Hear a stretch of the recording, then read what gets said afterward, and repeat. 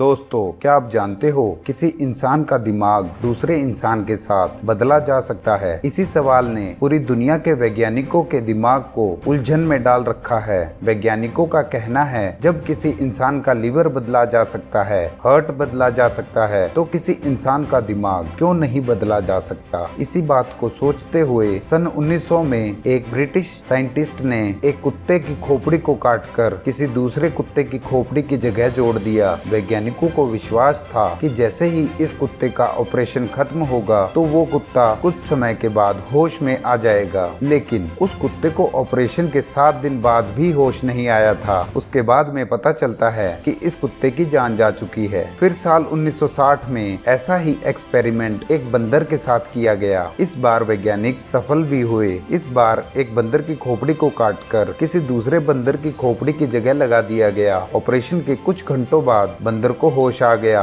अफसोस की बात ये थी कि बंदर के होश में आने के बाद बंदर का गर्दन से नीचे का शरीर काम नहीं कर रहा था और 9 दिनों के बाद बंदर की मौत हो जाती है। उसके बाद आज तक रिसर्च चल रहा है कि किस तरह इंसान के दिमाग को किसी दूसरे इंसान की खोपड़ी में जोड़ा जा सकता है। आगे बात करते हैं वैज्ञानिकों द्वारा की गई एक और कोशिश की। ये घटना सन 1982 की है, जब न्यूयॉर्क सिटी के माउंट सिनाई मेडिकल कॉलेज में एक डॉक्टर ने चूहों के दिमाग को बदलने की कोशिश की। डॉक्टर की मेहनत से ये ऑपरेशन सक्सेसफुल रहा। हैरान कर देने वाली बात ये थी कि चूहा बिल्कुल ठीक था और चूहे के शरीर के सभी अंग सही से काम कर रहे थे। उसके बाद 6 जून 1998 में पिट्सबर्ग मेडिकल साइंस सेंटर में सर्जन की टीम ने दुनिया का सबसे पहला दिमाग का सेल ट्रांसप्लांट किया, जिसमें दिमाग के एक छोटे से हिस्से को ट्रांसप्लांट किया गया क्योंकि डॉक्टर ज्यादा खतरा मोल नहीं लेना चाहते थे। लेकिन डॉक्टरों की एक गलती के कारण 62 साल की महिला के दोनों पैरों ने काम करना बंद कर दिया।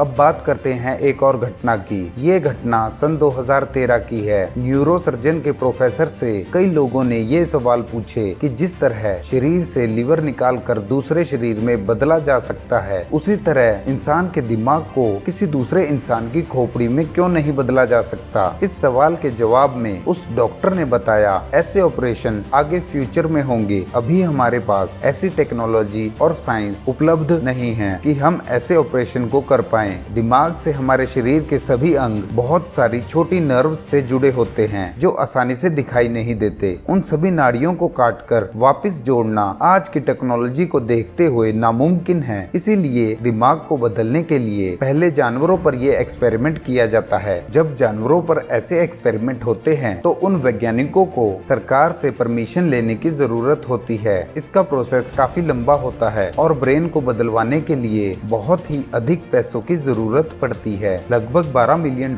लग जाते हैं। इस प्रोसेस में लगभग 160 ऑपरेशन होते हैं। इन सभी ऑपरेशन में 36 घंटे का समय लग जाता है। सबसे जरूरी काम दिमाग को फ्रीज करना होता है, जिसमें दिमाग के पूरे सिस्टम को रोक दिया जाता है और दिमाग को मरने से बचा लिया जाता है। गर्दन और नाड़ियों को जोड़ने वाली ट्यूब को गर्दन में लगा दिया जाता है और फिर स्पाइनल कॉर्ड को काटा जाता है। ये सबसे कठिन काम होता है। स्पाइनल कॉर्ड को काटने के लिए जिस चाकू का इस्तेमाल होता है वो कोई सब्जी काटने वाला चाकू नहीं होता। वो चाकू हीरे से बना होता है और अंत में मसल नर्व्स और ऑर्गन को फिर से जोड़ा जाता है। ये काम वैसा होता है जैसे कपड़ों को सीला जाता है। बहुत ही कठिन होता है ये काम, क्योंकि किसी भी इंसान का दिमाग सबसे आवश्यक अंग होता है। दिमाग को बदलना आज भी साइंस के लिए चुनौती बना हुआ है, क्योंकि अब तक एक भी केस सामने नहीं आया है कि एक इंसान का दिमाग किसी दूसरे इंसान की खोपड़ी में लगाया गया हो। दुनिया भर में ऐसे बहुत से वैज्ञानिक हैं जो दिमाग को बदलने के लिए रिसर्च कर रहे हैं। अमेरिका के डॉक्टर का कहना है कि अमेरिका देश उन्हें दिमाग ट्रांसप्लांट करने की इजाजत नहीं दे रहा है, इसलिए वे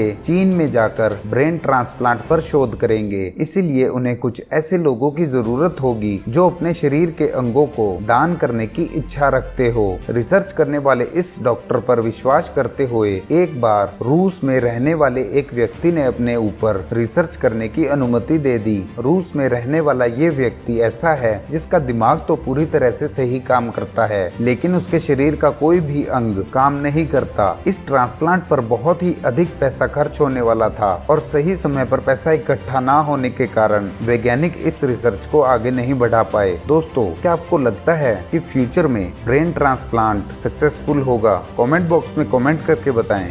जानकारी अच्छी लगी हो तो लाइक का बटन जरूर दबाएं और हमारे चैनल को सब्सक्राइब करें।